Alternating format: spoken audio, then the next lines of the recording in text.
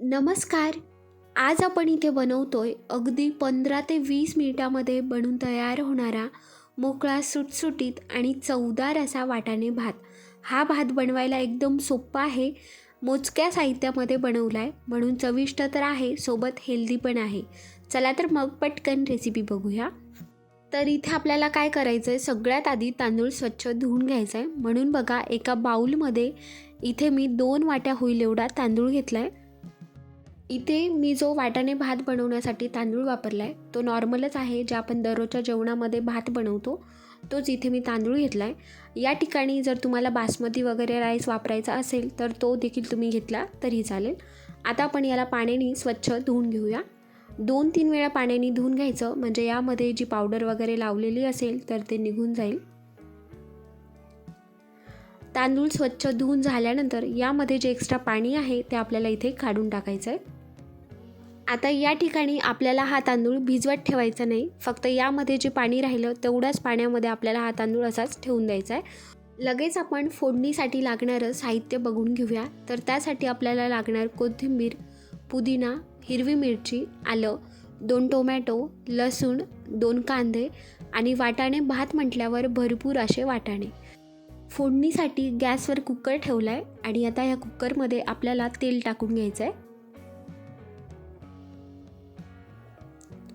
तेल छान कडकडीत गरम करून घेऊया. तेल गरम झालं की या ठिकाणी आता आपल्याला यामध्ये 1 चम्मच मोहरी टाकायची आहे आणि मोहरी तेलामध्ये छानपैकी तडतडू द्यायची. मोहरी तडतडायला लागली की लगेच आपल्याला यामध्ये 1 चम्मच जिरं टाकायचं आहे आणि जिरं देखील तेलामध्ये आता आपण फुलू देऊया.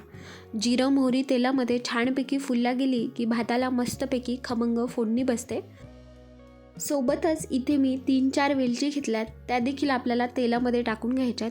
आणि जे आपण कांदे घेतले होते ते मी अशा प्रकारे लांबट कट करून घेतलेत.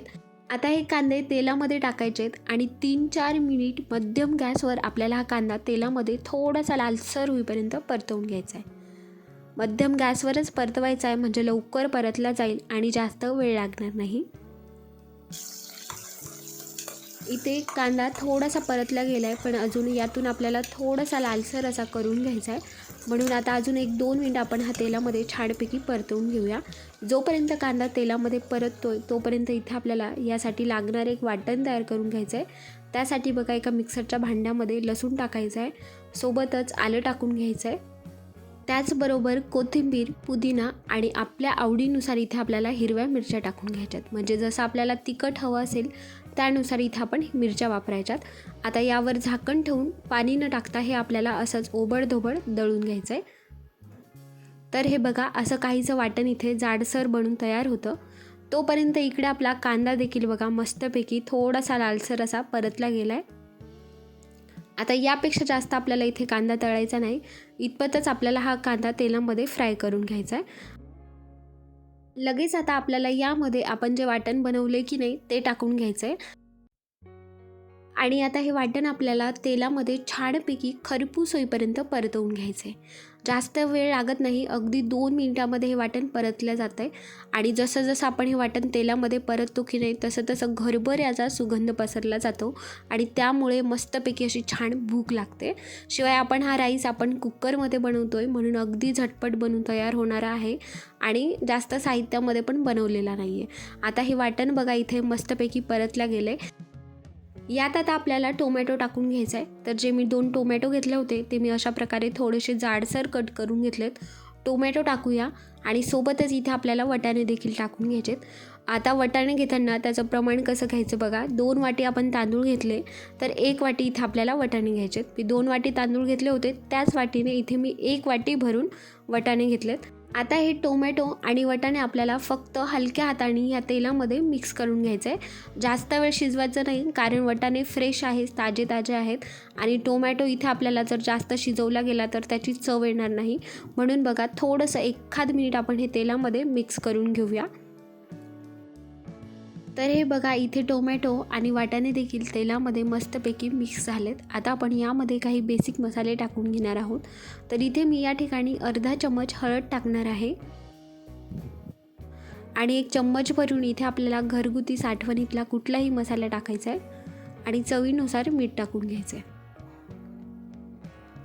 परत एकदा हे मसाले तेलामध्ये मिक्स करून घेऊया. आणि आता आपल्याला यामध्ये जो आपण तांदूळ स्वच्छ करून धुवून ठेवला होता तो तांदूळ टाकून घ्यायचा आहे. आता हा तांदूळ आपण तेलामध्ये छानपैकी 2-3 मिनिट परतवून घेऊया. असं केल्यामुळे आपला जो राईस आहे ना तो छान मोकळा सुटसुटीत होणार आहे. कारण तेलामध्ये जेव्हा आपण तांदूळ परतवून घेतो तेव्हा छानपैकी भात आपला खमंग आणि मोकळा सुटसुटीत बनून तयार होतो. म्हणून बघा इथे आपल्याला 2-3 मिनिट तेलामध्ये छानपैकी हा तांदूळ परतवून घ्यायचा आहे. आणि हो, तांदूळ तेलामध्ये परतवत असताना हलक्या हाताने परतवायचा आहे. कारण आपण हात धुवून ठेवला होता त्यामुळे तांदूळ थोडासा भिजला गेलेला असतो. नाहीतर मग जास्त आपण पटापट परतवायला गेलो तर तांदळाचे तुकडे होऊ शकतात आणि भात चिकट होईल. म्हणून बघा हलक्या हाताने इथे आपल्याला तांदूळ परतवून घ्यायचं आहे. तांदूळ देखील तेलामध्ये परतवून झालं आहे. आता आपल्याला यामध्ये पाणी टाकून घ्यायचं आहे. तर एका वाटीला 1 ग्लास पाणी असं प्रमाण टाकायचं आहे. म्हणून इथे मी 2 ग्लास पाणी टाकून घेणार आहे. पाणी टाकल्यानंतर चमचच्या साहाय्याने सगळे जिन्नस एकत्रित मिक्स करून घ्यायचे आहेत. आणि आता यावर झाकण लावूया आणि कुकरच्या आपल्याला मध्यम गॅसवर 2 शिट्या करून घ्यायच्या आहेत.